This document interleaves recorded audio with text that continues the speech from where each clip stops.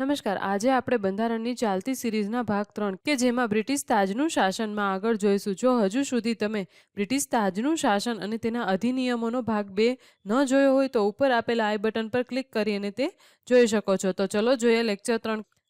આજે આપણે Simon commission 1927 થી શરૂ કરી અને માઉન્ટ બેટન યોજના 1947 સુધીના વાત કરીશું. મતલબ કે આજના લેક્ચરની અંદર સમગ્ર બ્રિટિશ તાજનું શાસન છે એ પૂર્ણ થશે.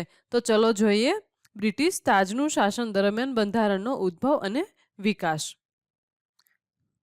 તો ચલો જોઈએ પહેલો અધિનિયમ એ આવશે સાયમન કમિશન 1927. હવે આ સાયમન કમિશનની જરૂરિયાત શું કામ પડે છે તો કે આપણે લાસ્ટ લેક્ચરની અંદર આપણે લાસ્ટ અધિનિયમ ભણ્યા ને એ હતો ભારત શાસન અધિનિયમ 1919 જે ભણ્યા હતા. હવે એની અંદર તપાસ અને ચકાસણી કરવા માટે ઈસવીસન 1927માં સાયમન કમિશનની રચના કરવામાં આવે છે. હવે આ જે સાયમન કમિશન છે ને એનું ઔપચારિક નામ છે એ શું છે તો કે ભારતીય વૈધાનિક કમિશન એવું આપવામાં આવ્યું હતું. ભારતીય વૈધાનિક કમિશન. હવે આ સાયમન કમિશન છે એ ક્યારે આવે છે તો કે 3 ફેબ્રુઆરી 1927ના રોજ છે. એમના 7 સભ્યો છે એમની રચના કરવામાં આવી અને જેના જ્યાં 7 સભ્યો છે કેવા છે અંગ્રેજો છે. હવે એક બાજુ આ લોકો એવું કહે છે કે ભારત છે એમને સ્વતંત્ર કરી અને આપણે એમને એમનું બંધારણ છે બનાવી દઈશું, પરંતુ એક બાજુ એ કેવું કરે છે કે એમના જે કમિશન છે જે આ સમિતિ છે એમની અંદર બધા જ સભ્યો કેવા રાખવામાં આવે છે અંગ્રેજો રાખવામાં આવે છે અને માટે આ ભારત દેશની અંદર આ કમિશનનો વિરોધ થાય છે અને ઈસવીસન 1930માં આ કમિશને છે એ પોતાનો અહેવાલ રજૂ કર્યો છે ને જેના આધારે ભારત શાસન અધિનિયમ 1935 કે જેના વિશે આપણે આગળ વાત કરીશું ને એવું માનવામાં આવે છે કે ભારત શાસન અધિનિયમ 1935 છે અત્યાર સુધીનો સૌથી વિસ્તૃત દસ્તાવેજ છે એવું માનવામાં આવે છે ને આ અહેવાલની ભલામણો ઉપર વિચાર કરવા માટે 3 ગોળમેજી પરિષદ કે રાઉન્ડ ટેબલ પરિષદનું આયોજન છે એ થાય છે.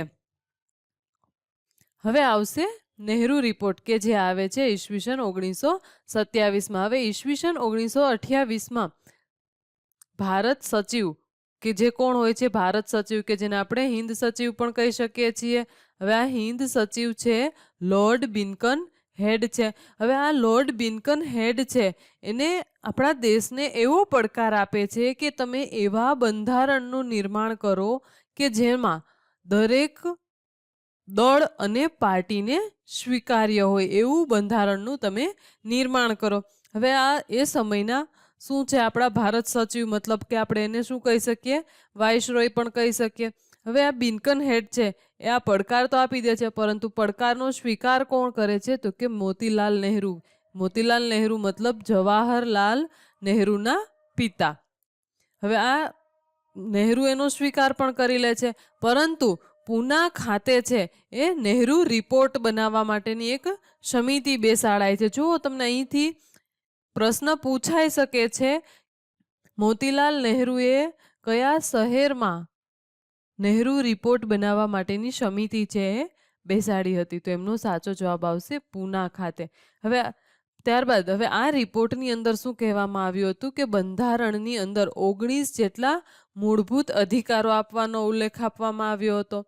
હવે એ સિવાય પણ સાંપ્રદાયિક ચૂંટણી. હવે અત્યારે સુધી શું ચાલતું હતું કે સાંપ્રદાયિક ચૂંટણી મોન્ટેગ્યુ ચેમ્સફર્ડ સુધારા. જો આપણે ગયા લેક્ચરની અંદર આપણે વાત કરી હતી ને મોન્ટેગ્યુ ચેમ્સફર્ડ સુધારા 1919ની અંદર પ્રાંતમાં દ્વૈત શાસન પદ્ધતિ છે એ શરૂ કરવામાં આવી હતી અને જે પ્રાંતના જે વિષયો છે એને 2 ભાગમાં વહેંચવામાં આવ્યા હતા. હવે એ 2 ભાગ કયા છે ને તમારે મને કમેન્ટ સેક્શનની અંદર કહેવાનું છે અને એ 2 ભાગના મુતાબિક જ છે એ સાંપ્રદાયિક ચૂંટણી મતલબ કે મુસ્લિમ લોકો છે મુસ્લિમ નેતાને જ મત આપશે, હિન્દુ લોકો છે હિન્દુ નેતાને મત આપશે. એવી જ રીતે સાંપ્રદાયિક ચૂંટણીની શરૂઆત થઈ હતી પરંતુ હવે એ ચૂંટણીને બંધ કરી અને સંયુક્ત ચૂંટણી મતલબ કે કોઈ પણ નેતા છે એને ગમે એ પબ્લિક છે એ ગમે એ નેતાને મત આપી શકે એવી રીતે સંયુક્ત ચૂંટણી મતલબ કે આવી જાતિના આધાર પર ચૂંટણી નહીં, બધાની એક સાથે ચૂંટણી એવી વાત કરવામાં આવે છે કેની અંદર નહેરુ રિપોર્ટ 1928ની અંદર. હવે નહેરુ રિપોર્ટની અંદર નહેરુ રિપોર્ટનો સ્વીકાર છે એ કોના દ્વારા કરવામાં આવે છે? કોંગ્રેસ દ્વારા સ્વીકાર કરવામાં આવે છે, પરંતુ મુસ્લિમ લીગ છે એ તેમના વિરોધમાં હતી. શું કામે? તો કે અહીંયા સંયુક્ત ચૂંટણીની વાત કરવામાં આવી, માટે મુસ્લિમ લીગ છે એ એમના વિરોધમાં હતી. ને અહીંયા શું થશે કે જ્યાં બિન્કન હેડે આપણને જે પડકાર આપ્યો હતો અને જેનો સ્વીકાર મોતીલાલ નહેરુએ કર્યો હતો, પરંતુ એ પડકાર છે એમાં આપણે ખરા ઉતરતા નથી. હવે ત્યારબાદ આવશે પૂના કરાર, કે જે થાય છે ઓગસ્ટ 1932માં બ્રિટિશ વડાપ્રધાન રામસે મેકડોનાલ્ડના અલ્પસંખ્યકોના પ્રતિનિધિત્વ માટે એક જાહેરાત કરવામાં આવી કે જેને કોમ્યુનલ એવોર્ડના નામે ઓળખવામાં આવે છે. અહીંયાથી પણ એક પ્રશ્ન બની શકે છે કે કોમ્યુનલ એવોર્ડ તરીકે કઈ જાહેરાતને ઓળખવામાં આવે છે. અત્યાર સુધી જો ક્લિયર હોય તો યસ લખજો કમેન્ટની અંદર. આ જાહેરાતમાં મુસ્લિમ, શીખ, યુરોપિયનો, ઈસાઈ, એગ્લો ઇન્ડિયન જ નહીં પરંતુ દલિતોને પણ અલગ ચૂંટણી વ્યવસ્થાની સ્થાપના કરવાની વાત કરવામાં આવી. અને આ વાત સાંભળતા જ ગાંધીજી છે એ આ સમયે જેલમાં હોય છે. કઈ જેલમાં હોય છે? તો કે પૂનાની યરવાડા જેલમાં. હવે આ બધી જે જાતિના આધાર પર ચૂંટણીની વાત સાંભળતા જ ગાંધીજી છે એ પૂનાની યરવાડા જેલની અંદર કે આમરણ અનશન પર બેસી જાય છે. આમરણ મતલબ કે જ્યાં સુધી મરશે નહીં કે મૃત્યુ નહીં પામે ત્યાં સુધી એ કંઈ ખાશે પીશે નહીં, એવી રીતે અનશન પર બેસી જાય છે. અને ત્યારબાદ ગાંધી અને આંબેડકર વચ્ચે એક મંત્રણા થાય છે, અને આ મંત્રણાને પૂના મંત્રણા તરીકે ઓળખવામાં આવે છે. અને આ મંત્રણાની અંદર એવું નક્કી થાય છે કે જેમાં દલિતો છે એમને શું આપવામાં આવે છે? અનામત આપવામાં આવે છે. અને પરંતુ હિન્દુ ચૂંટણી વ્યવસ્થા છે એ ચાલુ રાખવામાં આવી. હવે આગળ શું થયું હતું કે જાતિના આધાર પર ચૂંટણી વ્યવસ્થા હતી, તો એમનો શું થયો? મુસ્લિમ લીગ દ્વારા બહિષ્કાર કરવામાં આવ્યો. પરંતુ અહીંયા જે દલિતો છે એમને શું કરવામાં આવે છે? પૂના કરાર મુજબ અનામત આપવામાં આવે છે. અને હિન્દુ ચૂંટણી વ્યવસ્થા મતલબ કે બધા ભારતીયો છે એક હિન્દુ છે એવી રીતે એક ચૂંટણી વ્યવસ્થા ચાલુ રાખવામાં આવે છે. અને ત્યારબાદ અત્યાર સુધીનો સૌથી બંધારણનો મહત્વનો અને મોટો દસ્તાવેજ જો કોઈ હોય ને તો એ છે ભારત શાસન અધિનિયમ 1935. તો હવે આજે આપણે એમના વિશે વાત કરીશું કે જેની અંદર આટલો બધો મહત્વનો શું કામ છે? તો કે ભારત શાસન અધિનિયમ 1935 મુજબ સૌ પ્રથમ વખત પુરુષ અને મહિલાને સમાન મતદાર અધિકાર મળ્યો. અને આ અધિનિયમમાં 10 અનુસૂચિ, 321 અનુચ્છેદ હતા, જે અત્યાર સુધીનો સૌથી મોટો દસ્તાવેજ હતો. હવે તમારે મને કમેન્ટ સેક્શનની અંદર અહીં એક વધારે કમેન્ટ કરવાની છે કે અત્યારે હાલમાં બંધારણની અંદર કેટલી અનુસૂચિઓ છે અને કેટલા અનુચ્છેદ છે, એ તમારે મને કમેન્ટ સેક્શનની અંદર કહેવાનું છે. અને આ અધિનિયમ મુજબ સૌ પ્રથમ વખત પ્રધાનમંત્રી અને મંત્રી જેવા શબ્દો છે એમનો ઉપયોગ કરવામાં આવ્યો હતો. અને બર્મા છે, બર્મા મતલબ અત્યારનું મ્યાનમાર, એને ભારતથી શું કરી દેવામાં આવ્યું હતું? તો કે અલગ કરી દેવામાં આવ્યું. અને ઓરિસ્સા અને સિંધ એવા 2 નવા રાજ્યો અથવા તો પ્રાંત ઉમેરવામાં આવ્યા ભારતની અંદર. અને આ કાયદા મુજબ બ્રિટિશ સરકારને હસ્તક પ્રદેશો અને દેશી રજવાડાઓને ભેગા કરી ઓલ ઇન્ડિયા ફેડરેશન રચવાનું નક્કી કરાયું. જો અહીંયાથી પ્રશ્ન ફરીથી પણ બની શકે છે, ઓલ ઇન્ડિયા ફેડરેશન રચવાનું નક્કી કયા અધિનિયમ મુજબ કરાયું? તો એમનો જવાબ આવશે ભારત શાસન અધિનિયમ 1935 મુજબ ઓલ ઇન્ડિયા ફેડરેશન રચવાનું નક્કી કરાયું હતું. પરંતુ આ રજવાડા છે એ ન જોડાયા, ને તેથી છે આ ફેડરેશન છે એ બન્યું જ નહીં. આ રજવાડા જે આપણા દેશની અંદર હતા તે ન જોડાયા અને આ ફેડરેશન છે એ રચાયું જ નહીં. ભારતની જે આરબીઆઈ કે જેને આપણે આરબીઆઈ બેંક કે જે આપણા દેશની સૌથી મોટી બેંક છે, એમની રચના પણ ભારત શાસન અધિનિયમ 1935 મુજબ જ કરવામાં આવી હતી. પરંતુ ક્યારે કરવામાં આવી હતી? 1 એપ્રિલ 1935ના રોજ આરબીઆઈની રચના કરવામાં આવી હતી. અને સૌથી મહત્વનો સુધારો કે જોગવાઈ જો કોઈ હોય ને તો એ હતી સંઘ લોકસેવા આયોગની સ્થાપના તો કરી જ દેવામાં આવી હતી. તદ ઉપરાંત પ્રાંતોની અંદર મતલબ કે રાજ્યોમાં પ્રાંતીય લોકસેવા મતલબ કે અત્યારની આપણે કહીએ ને કે જીપીએસસી હોય છે કે ગુજરાત પબ્લિક સર્વિસ કમિશન, એ રીતે બીપીએસસી બિહાર પબ્લિક સર્વિસ કમિશન, એવી રીતે પ્રાંતોની અંદર મતલબ રાજ્યોમાં પ્રાંતીય લોકસેવા આયોગ મતલબ રાજ્ય લોકસેવા આયોગની પણ સ્થાપના કરવામાં આવી હતી. અને 1937માં સંઘીય ન્યાયાલયની સ્થાપના કરવામાં આવી હતી. અને તેમજ કેન્દ્ર અને પ્રાંતીય વિષયોની વહેંચણી કરવામાં આવી હતી, જેની અંદર જે ભારત સંઘ છે એની અંદર 59 વિષયો રાખવામાં આવ્યા હતા. પ્રાંત છે એની અંદર 54 વિષયો રાખવામાં આવ્યા હતા. અને સમવર્તી વિષયો છે 36 વિષયો છે સમવર્તીની અંદર રાખવામાં આવ્યા હતા. અને વાઇસરોય છે એની અંદર અવશિષ્ટ વિષયો છે એ રાખવામાં આવ્યા હતા. હવે ભારત શાસન અધિનિયમ જે 1935 છે એમનો પ્રાંતો પર શું પ્રભાવ પડ્યો હતો કે પ્રાંતોની અંદર દ્વૈત શાસન પ્રણાલી છે એમનો અંત આવ્યો હતો. હવે અહીંયા આગળ આપણે કીધું ને કે પ્રાંતોની અંદર જ્યારે મોન્ટેગ્યુ ચેમ્સફોર્ડ સુધારાની આપણે વાત કરીને હતા ત્યારે 2 વિષયોની અંદર ડિવાઈડ કરવામાં આવ્યા હતા. પ્રાંતોના જે વિષયો હતા એને હસ્તાંતરિત અને આરક્ષિત, આમ 2 ભાગની અંદર જે ડિવાઈડ કરવામાં આવ્યા હતા જેને આપણે દ્વૈત શાસન પદ્ધતિ કહેતા હતા.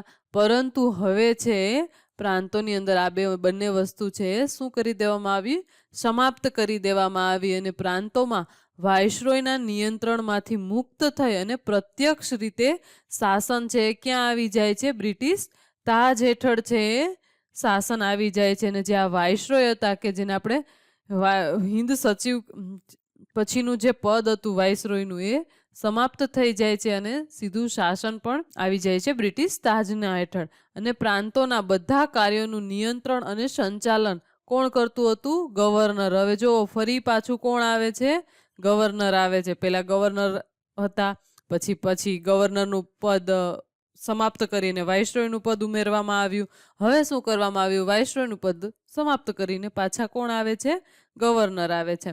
હવે પ્રાંતીય વિધાન મંડળમાં દરેક પ્રાંતમાં અલગ અલગ, કેટલાક પ્રાંતમાં એક સદનીય તો કેટલાક પ્રાંતમાં દ્વિસદનીય વ્યવસ્થા છે ઊભી કરવામાં આવી.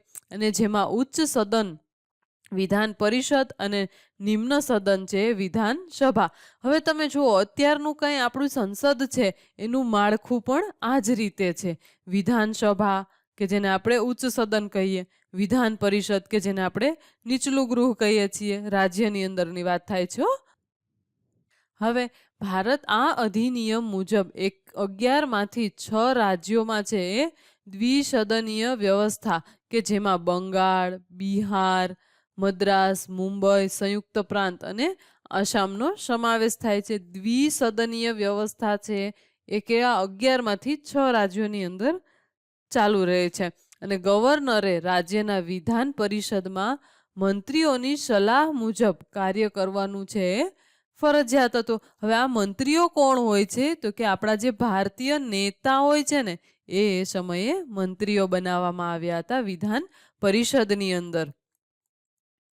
હવે આ વ્યવસ્થાની શરૂઆત છે ક્યારે થાય છે, 1937માં. પરંતુ એ લાંબો સમય સુધી નથી રહેતી, કેમ કે અહીંયા આપણા ભારતીય નેતા છે વિધાન પરિષદની અંદર સામેલ થઈ ગયા હોય છે. અને માટે ભારતીય નેતા કહે છે ને એમ કરવા માટે આ ગવર્નર છે એ મજબૂર હોય છે. અને માટે આ વ્યવસ્થાની સમાપ્તિ પણ બહુ જલ્દી થઈ જાય છે. ને ક્યારે થાય છે, 1939માં. અહીંયા સુધી ક્લિયર છે તો તમે મને કમેન્ટ બોક્સની અંદર યસ લખજો.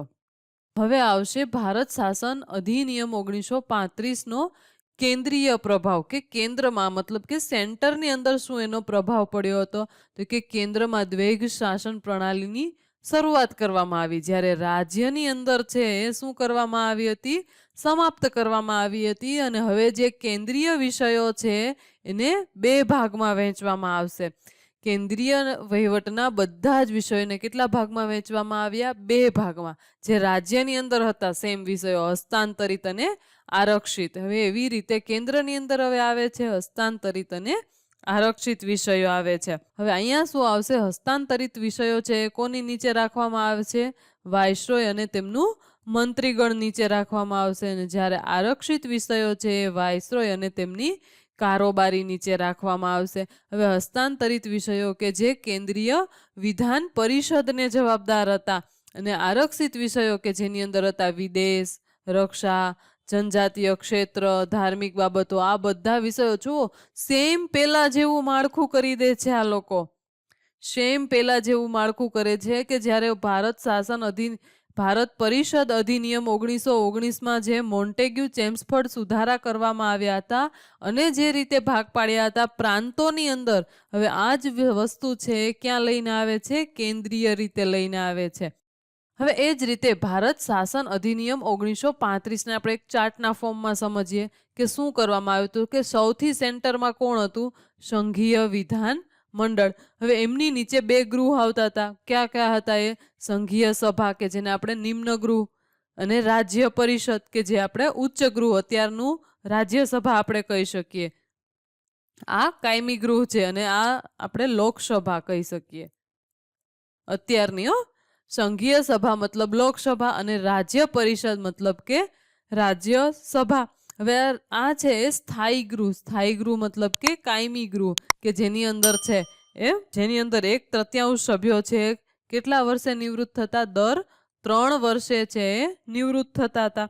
અને આ જે સભ્યો છે એમની કુલ સંખ્યા કેટલી હતી? 260 સભ્ય સંખ્યા હતી, અને એમાંથી 156 સંખ્યા છે ને એ પ્રાંતમાંથી ચૂંટાઈને આવતા હતા. કેટલા?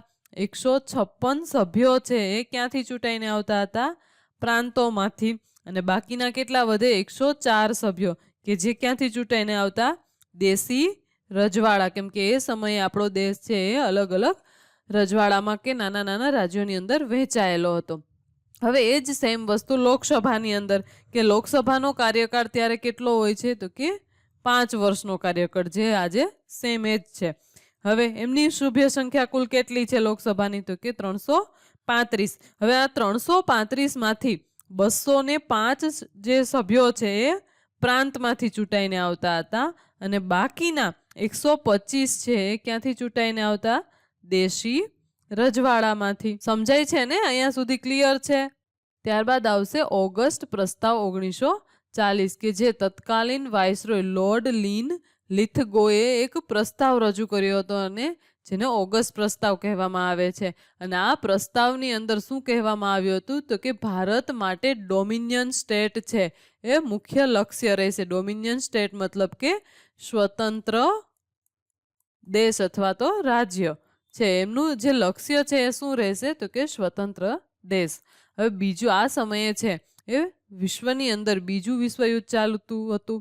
હવે બીજા વિશ્વયુદ્ધ પછી તરત જ છે એ બંધારણ સભાની રચના છે એ કરી આપવામાં આવશે. એવું કેની અંદર કહેવામાં આવ્યું હતું?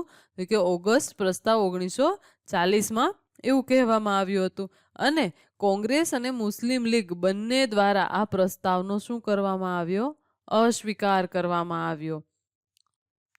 હવે આવે છે ક્રિપ્સ મિશન, કે એમની જોગવાઈઓ છે એ કંઈક આ રીતે હતી કે એની અંદર શું કહેવામાં આવે છે કે ભારતના જે બધા જ પ્રાંતો છે એ અને બધા જ જે દેશી રજવાડા છે એમનો એક શું બનાવવામાં આવે? એક સંઘ બનાવવામાં આવે. પણ જો કોઈ દેશી રજવાડા છે આ સંઘની અંદર જોડાણ કરવા તૈયાર ન થાય તો તેમને શું સ્વતંત્ર રહેવાની છૂટ આપવામાં આવે, અને જેના માટે બ્રિટિશ સરકાર છે એ અલગથી વ્યવસ્થા કરશે. પરંતુ ભારતના લોકો દ્વારા ચૂંટાયેલ બંધારણ સભા છે એ શું કરશે? ભારતના બંધારણની રચના કોણ કરશે? તો કે ભારતના લોકો દ્વારા જે વિધાન પરિષદની અંદર જે ચૂંટાયેલા નેતા છે ને એ જ એમની બંધારણ સભાની રચના કરશે. ભાઈ આ વસ્તુ સાચી છે, પરંતુ ભારતના બંધારણમાં ડોમિનિયન રાજ્ય છે એ જાહેર કરાશે. ભારતને છે એ બંધારણની અંદર ડોમિનિયન રાજ્ય છે એ જાહેર કરાશે એવું ક્રિપ્સ મિશન દ્વારા કહેવામાં આવ્યું. આ બધી વસ્તુ છે એ સાચી છે. હવે આવે છે રાજગોપાલાચારી ફોર્મ્યુલા 1944 કે જેની અંદર શું કહેવામાં આવ્યું હતું? કે મુસ્લિમ લીગ છે એ ભારતની સ્વતંત્રતાનું સમર્થન કરે. પછી હતું કે યુદ્ધની સમાપ્તિ પછી મુસ્લિમ બહુમતીવાળા વિસ્તારોમાં જનમત દ્વારા નક્કી કરવામાં આવે કે તેઓ ભારતમાં રહેવા ઈચ્છે છે કે નહીં, જે બ્રિટન દ્વારા સ્વતંત્રતા આપ્યા પછી જ છે એ નક્કી કરવામાં આવશે. સૌ પ્રથમ તો આપણે અહીંયા શું કરવું જરૂરી હતું કે જ્યાં સ્વતંત્રતા છે એ આપણે લેવી છે, એ જરૂરી હતી. હવે અહીંયાથી આપણને સ્વતંત્રતા મળશે તો જ આપણે છે ભારત અને પાકિસ્તાન એવી રીતે બે દેશ બની શકશું. હવે દેશના વિભાજનની સ્થિતિમાં આવશ્યક વિષયો જેવા કે સંરક્ષણ, સંચાર, વાણિજ્ય વગેરે છે ના સંબંધની અંદર બંને દેશો વચ્ચે શું કરવામાં આવશે? સમજૂતી કરવામાં આવે. પરંતુ કોંગ્રેસ અને મુસ્લિમ લીગ દ્વારા રાજગોપાલાચારી જે આ ફોર્મ્યુલા હતું એમનો અસ્વીકાર કરવામાં આવે છે.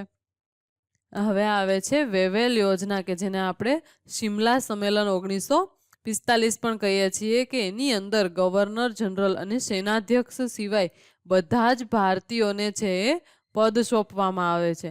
મેઇન પદ છે એ કોણે રાખ્યું? હજુ સુધી જોવો અહીંયા મેઇન પદ છે એ લોકો છોડવા જ તૈયાર નથી, ગવર્નર જનરલ અને સેનાધ્યક્ષ. કેમ કે આ સમયે છે એ વિશ્વની અંદર બીજું વિશ્વયુદ્ધ ચાલતું હતું, માટે સેના અધ્યક્ષ પણ કોણ રહે? પોતે અંગ્રેજો પોતે જ રહે છે કે જે પોતે કહી શકે કે ચલો આ સેનાને આટલા લોકોને અહીં લડવા મોકલી દો, એટલા માટે સેનાધ્યક્ષ પણ અંગ્રેજો જ રહે છે.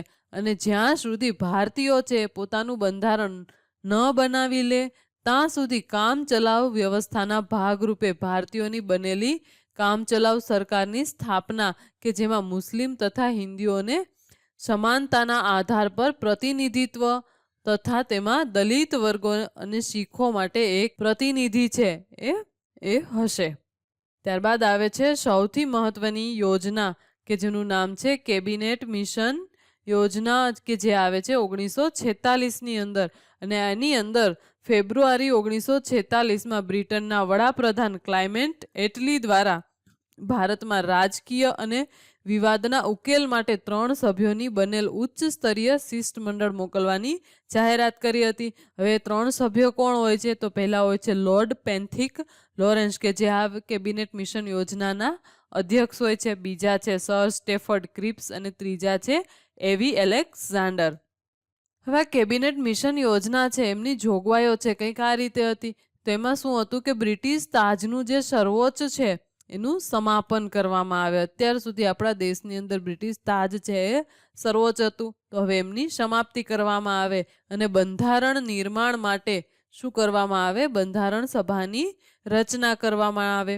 અને બ્રિટિશ વડાપ્રધાન ક્લાઇમેન્ટ એટલીએ 20 ફેબ્રુઆરી 1947માં એવી ઘોષણા કરી કે 30 જૂન 1948 સુધી ભારતમાં બ્રિટિશ શાસનનો અંત આવશે.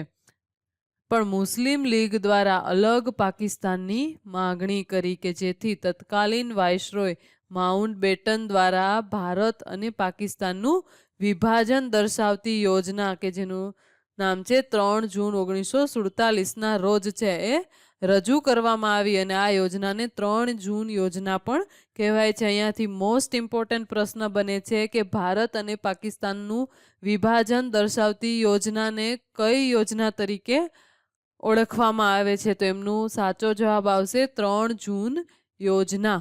પછી શું થાય છે કે બંને પક્ષોની સહમતિ પછી બ્રિટિશમાં સંસદની અંદર ખરડો પસાર કરાય છે કે જેની અંદર ભારતીય સ્વતંત્રતા અધિનિયમ 1947 કહેવાય છે. બ્રિટિશ સંસદની અંદર એક ખરડો પસાર કરવામાં આવે છે અને જે અધિનિયમ છે એમને ભારતીય સ્વતંત્રતા અધિનિયમ 1947 કહેવાય છે. અને આ યોજનાને 18 જુલાઈ 1947ના રોજ છે એ બ્રિટિશ તાજ દ્વારા સ્વીકૃતિ આપવામાં આવે છે અને 15 ઓગસ્ટ 1947ના રોજ છે એ આ અધિનિયમ લાગુ થયા છે. અને 14-15 ઓગસ્ટ 1947ની રાત્રિએ ભારતમાં બ્રિટિશ શાસનની સમાપ્તિ થાય અને ભારત અને પાકિસ્તાન એમ બે દેશ બને છે અને વાઇસરોયનું પદ નાબૂદ કરાયું અને એની જગ્યાએ ગવર્નર જનરલના પદનું નિર્માણ થયું. અને પ્રથમ ગવર્નર કોણ બને છે? માઉન્ટ બેટન કે જે 15 ઓગસ્ટ 1947થી લઈ અને 21 જૂન 1948 સુધી છે એ ગવર્નર જનરલ રહે છે. બંને દેશોને અલગ અલગ બંધારણ બનાવવાનો. હવે આ ભારત સ્વતંત્રતા અધિનિયમ મુજબ છે કઈ કઈ જોગવાઈઓ કરવામાં આવે છે? તો કે ભારત અને પાકિસ્તાન હવે એમ બે દેશ તો થઈ ગયા, હવે આ બંને દેશ છે એમને પણ અલગ અલગ બંધારણ બનાવવાનો અધિકાર આપવામાં આવે છે. અને સાથે બંધારણ બને ત્યાં સુધી કાયદા બનાવવાનો પણ અધિકાર આપવામાં આવે છે. અને એવી જ રીતે ભારતની અંદર એ સમયે જે દેશી રજવાડાઓ હતા એમને ભારત અને પાકિસ્તાન સાથે સ્વતંત્રપણે જેમની સાથે જોડાવવું હોય ને એમની સાથે જોડાવાનો અધિકાર પણ આપવામાં આવે છે. ને તદુપરાંત ભારત સરકાર અધિનિયમ 1935 જ્યાં સુધી બંને દેશ છે પોતાનું નવું બંધારણ ન અમલમાં મૂકે ત્યાં સુધી બંનેનું સંચાલન ચલાવવામાં મદદ કરશે. કયો અધિનિયમ મદદ કરશે? ભારત સરકાર અધિનિયમ 1935 છે એ મદદ કરશે. હવે બ્રિટનની સમ્રાટની શાહી ઉપાધિમાંથી જે ભારતનો સમ્રાટ હતો એ શબ્દ છે એને હંમેશના માટે કાઢી નાખવામાં આવ્યો અને તથા સમ્રાટની સરકાર દ્વારા થયેલ તમામ સંધિઓ છે એ પણ રદ કરવામાં આવી. ધન્યવાદ. જો આજનો વિડીયો લેક્ચર તમને પસંદ આવ્યો હોય તો કમેન્ટ બોક્સની અંદર યસ લખો અને મેં પૂછેલા જે સવાલ છે એનો કમેન્ટ સેક્શનની અંદર જવાબ આપો. અને વિડીયો ઇન્ફોર્મેટિવ લાગ્યો હોય તો તમારા ફ્રેન્ડ સર્કલ જોડે શેર કરો.